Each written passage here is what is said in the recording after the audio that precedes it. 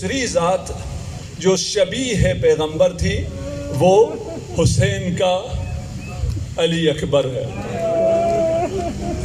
حسین کی جان علی اکبر، حسین کی مان علی اکبر، حسین کی تمنا علی اکبر.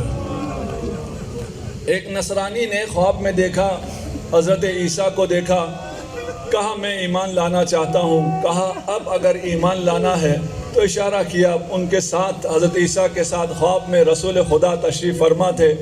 اس کے ہاتھ پر ایمان لاؤ. کہا کیسے لاؤں؟ کہا کل مدینہ جانا، مسجد نبوی میں یہ تو نہیں رہے، ان کا وصی ہوگا، اس کے ہاتھ پر ایمان لے آنا.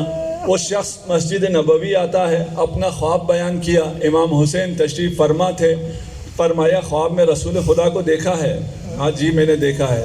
کہا وہ جوان وہاں نماز پڑھ رہا ہے، جاؤ اس کے ہاتھ پر جا کے ایمان لے آؤ. اس نے جب جا کر علی اکبر کو دیکھا تو کہا آپ تو کہتے تھے رسول خدا دنیا میں نہ رہے، رسول خدا بالکل اسی صورت میں تھے جو میں نے دیکھا ہے. یہ ہم شکل پیغمبر جس کے بارے میں اہل بیت کہتے ہیں کہ جب ہم رسول کے لیے مشتاق ہوتے تھے، جب ہمارا دل رسول کے لیے تنگ ہوتا، ہم علی اکبر کی زیارت کر لیا کرتے. لیکن وقت وہ بھی آ گیا کہ یہ اذن جہاد طلب کر رہا ہے، مرنے کی اجازت مانگ رہا ہے. حسین نے جسے فوراً اجازت دی ہے وہ علی اکبر ہے. حسین نے اجازت دے دی اور کہا جاؤ، جس نے تجھے پالا ہے اس سے بھی جا کے اجازت لے آؤ. علی اکبر خیام میں گئے. وقت آ گیا، میں نے مختصر کیے، میں مسائب مختصر، علی اکبر کے مختصر مسائب نہیں پڑھتا. یہ دن پھر رونے کے نصیب سے ملتے ہیں، علی اکبر کا ذکر بھی نصیب سے ملتا ہے. خدا آپ کے گریے کو قبول کرے. یہ ہم شکل پیغمبر ہے، یہ ہم شکل امام زمان ہے، یہ عام مصائب نہیں ہے. جب گئے خیام میں عام آدمی نہ تھا، علی اکبر ودا کے لیے آ رہا تھا. جتنی بیویاں تھیں انہوں نے کہا جو بھی صبح سے جا رہا ہے واپس نہیں آ رہا. علی اکبر اگر تم بھی چلے گئے تو ہمارے پردے کا کیا ہوگا؟ بار بار پردے کا، خیمے کا پردہ ہٹتا ہے. علی اکبر باہر نکلتے ہیں، کچھ ہاتھ تھام کر واپس لے جاتے ہیں. امام حسین کو آنا پڑا، امام حسین کو شفاعت کرنی پڑی. امام نے حکم دیا اکبر کو جانے دو. بیویوں نے جانے تو دیا، لیکن مقتل کہتا ہے علی اکبر ایسے نکلے جیسے کسی گھر سے جنازہ نکلتا ہے. اجرکم علی اللہ. نہیں معلوم میں پڑھ سکوں نہ پڑھ سکوں، آپ برداشت کر سکے نہ کر سکے. علی اکبر چلے، دنیا و مافیہا کو چھوڑ کر چلے، سوئے مقتل چلے، دشمنوں کو للکارتے ہوئے چلے. لیکن ایک نحیف سی آواز آ رہی ہے، مہلن مہلا بنیا علی، میری زندگی علی، میری جان علی، ذرا آہستہ، ذرا آہستہ. علی اکبر نے مڑ کے دیکھا، بوڑھا باپ پیچھے پیچھے آ رہا ہے. گھوڑے سے اترے. مولا بابا آپ نے اجازت دے دی تھی. کہا علی اکبر اگر عالم غربت ہو، اگر عالم بڑھاپا ہو، جوان بیٹا اپنے پاؤں پر چل کر موت کی طرف جا رہا ہو، اجرکم علی اللہ. علی اکبر نے داد شجاعت دی. حسین ایک بلندی سے دیکھ رہے ہیں، خیام سے بیویاں حسین کے چہرے کو دیکھ رہی ہیں. جب تک علی اکبر جہاد کرتے رہے، امام دیکھتے رہے. ایک وقت وہ بھی آیا جب امام کا جی چاہا کہ ایک دفعہ اور علی اکبر کی زیارت کر لی جائے. رباب سے کہا لیلا سے کہا تم ماں ہو، ماں کی دعا خدا رد نہیں کرتا، ذرا دعا کرو ایک دفعہ علی اکبر اور آ جائے، ایک دفعہ اور علی اکبر کی زیارت ہو جائے۔ حسین تمنا کر رہا ہے۔ لیلا نے دعا کے لیے ہاتھ اٹھائے، یا راد یوسف الی ایوب، اے یوسف کو ایوب سے ملانے والے، فخر یوسف کو، علی اکبر کو، ہم شکل پیغمبر کو حسین سے ملا دے۔ ہم سے حسین کا تڑپنا دیکھا نہیں جا رہا۔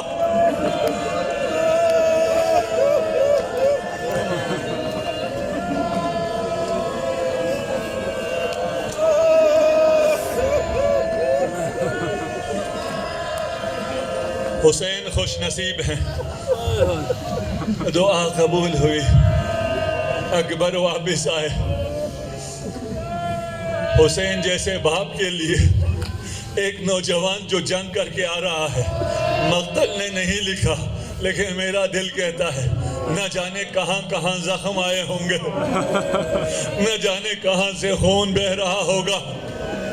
حسین نے کس طرح اپنے اس جوان کو دیکھا ہوگا، لیکن اس سے زیادہ سخت جو تھا، جیسے ہی اکبر آیا، اکبر نے ارشاد فرمایا بابا العطش قد قتلنی هل الى شربت من الماء سبیل۔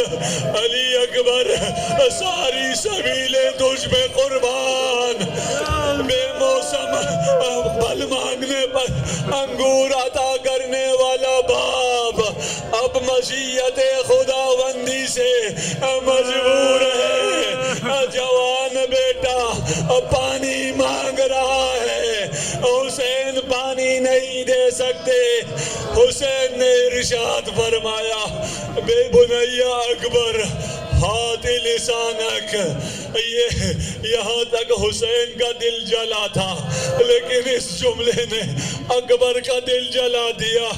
اکبر نے اپنی زبان حسین کے منہ میں دی، فوراً زبان کھینچ دی، بابا آپ کی زبان پر مجھ سے زیادہ کانٹے پڑے ہوئے ہیں۔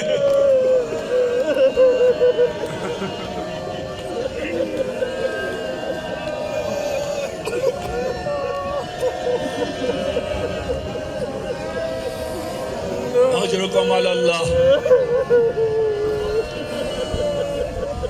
علی اکبر دوبارہ گئے، مقتل نے پھر نہیں لکھا کہ بیویوں نے پھر کس طرح جانے دیا۔ شاید اب کسی میں یہ توانائی ہی نہ رہی ہو کہ وہ بڑھ کر اکبر کو روک سکے۔ اکبر نے داد شجاعت دینا شروع کی۔ بس مختصر کر دوں، ایک ضرب اکبر کے سر پر لگی، اکبر کا سر شگافتہ ہوا، خون آنکھوں میں آیا، آگے نظر آنا کا سلسلہ بند ہوا۔ اپنے باہوں کو اسپِ رابع وفا کے گلے میں ڈالا اور اکبر کا خون گھوڑے کے رہوار کی آنکھوں میں گیا۔ رہوار خیام کی طرف آنے کی بجائے لشکر اعداء میں چلا گیا۔ چاروں طرف سے لشکر نے علی کے شہر کو گھیر لیا۔ میں کہوں گا اس حالت میں، اس مصیبت میں اکبر نے حسین کا ساتھ دیا ہے۔ ایک وقت وہ بھی آیا، وَأَحَاطُوا بِهِ، چاروں طرف سے اشقیاء نے حسین کو گھیر لیا، حسین تنہا رہ گئے۔ لیکن جب اکبر کو گھیرا، حسین دیکھ رہے تھے فَقَطَعُوهُمْ بِسُيُوفِهِمْ عِرْبًا عِرْبًا، المشرکین نے، کافروں نے، لعینوں نے علی اکبر کے ٹکڑے ٹکڑے کر دیے۔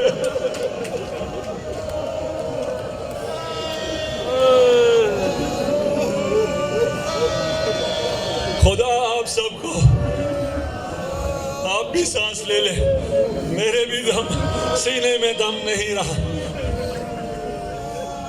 خدا آپ سب کو کربلا کی زیارت نصیب فرمائے۔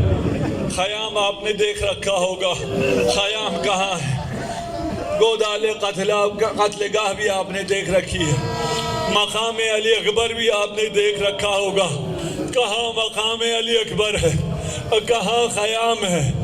جب علی اکبر نے بابا کو پکارا، علی اکبر جس کے ٹکڑے ٹکڑے کر دیے ہیں، جس کے حلق میں تیر ہے، جس کی زبان خشک ہے، جس کو پیاس نے مار رکھا ہے، اس نے اپنے بابا کو پکارا۔ نہ جانے کیسے بابا نے سنا، جانتا تھا بابا کے لیے کتنا سخت ہے، آخری سلام دیا، السلام علیک یا ابتا ھذا رسول اللہ یقرئک السلام۔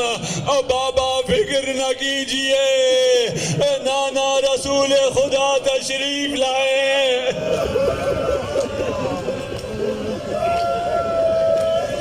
عقاب کی مانند جانے والا حسین اب جوان بیٹے کی لاش پر گھٹنوں کے بل چلتا جا رہا ہے۔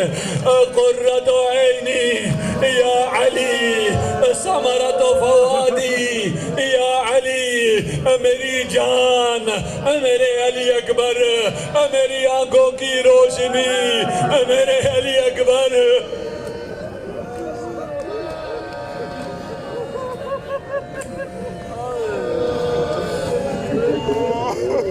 اجرکم علی اللہ۔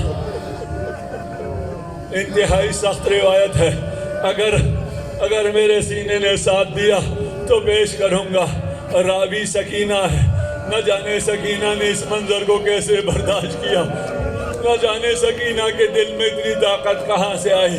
سکینہ کہتی ہے جب بابا میرے بھیا کے کنارے پہنچے، بابا کھڑے نہ رہ سکے، بابا گھٹنوں کے بل چل کے گئے تھے، بابا گھٹنوں کے بل بھی نہ رہ سکے، بابا کے اکبر کے کنارے لیٹ گئے۔ دیکھنے والوں کو لگتا تھا دو لاشیں پڑی ہیں، دو لاشیں ایڑیاں لگڑ رہی ہیں، ایک سینے میں برچی کا پھل تھا اس لیے ایڑیاں رگڑ رہا تھا، ایک بوڑھا باپ تھا اس کے ساتھ جوان بیٹے کی جان نکل رہی تھی اس لیے ایڑیاں رگڑ رہا تھا۔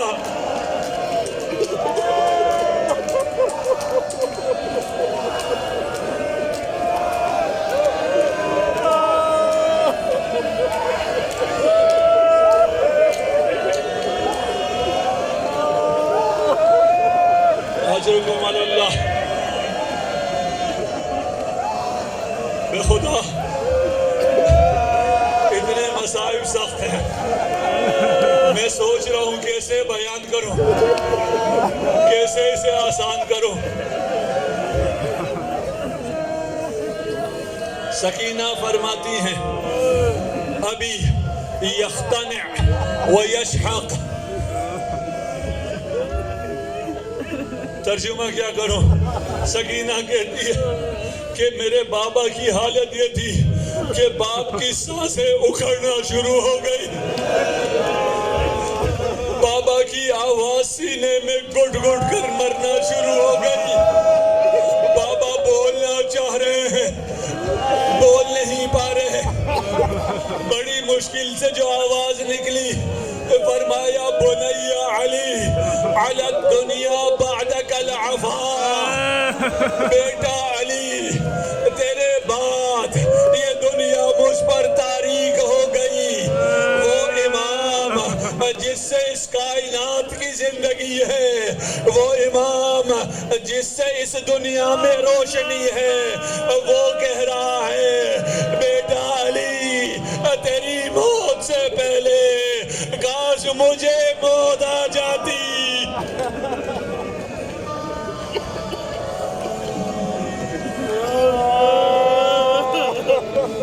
اجرکم علی اللہ۔ یہ پہلا وقت ہے، یہ پہلا منظر ہے، ایسا منظر اس سے پہلے زینب نے بھی نہیں دیکھا، اس دنیا میں کسی نے بھی نہیں دیکھا۔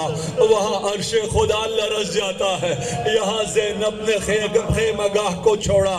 اب زینب نے یا اخیا پکارتے ہوئے آئی، بھائی کو پکارتے آئی، کیونکہ بھائی کی آواز سن رہی تھی، بھائی کو موت کی تمنا کرتے سن رہی تھی۔ بھائی کو پکارتے، جب زینب پہنچی اور اکبر کو دیکھا، بھائی کو بھول گئی، ابن اخا۔ جب اکبر کی حالت دیکھی، فقطعوہم بسیوفہم اربن اربا، اگر ایک جوان کے ٹکڑے ٹکڑے ہوئے ہوں اور بوڑھا باپ کیسے دیکھ سکتا ہے؟ زینب نے اپنے آپ کو اکبر پر گرا دیا تاکہ حسین نہ دیکھے۔ جب حسین نے زینب کو یوں دیکھا، فرمایا زینب تو جانتی ہے اکبر مجھے کتنا پیارا ہے، لیکن زینب تیری چادر، تیرا پردہ مجھے اکبر سے زیادہ عزیز ہے۔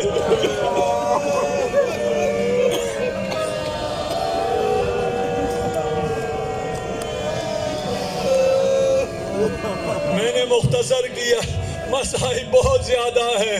حسین نے مقتل کے الفاظ ہیں، حسین بہن کو لے کر چلے، اکبر کو بھول گئے، بہن کو خیمہ گاہ تک پہنچایا، اور بوڑھا باپ ہے، جوان کا لاشا ہے، اٹھانے کی کوشش کی، نہ اٹھ سکا۔ تاریخ بشریت میں یہ واحد مقام ہے، مظلوم امام نے خیام کا رخ کیا، کہا بنی ہاشم کے بچوں آؤ، باپ کی مدد کرو،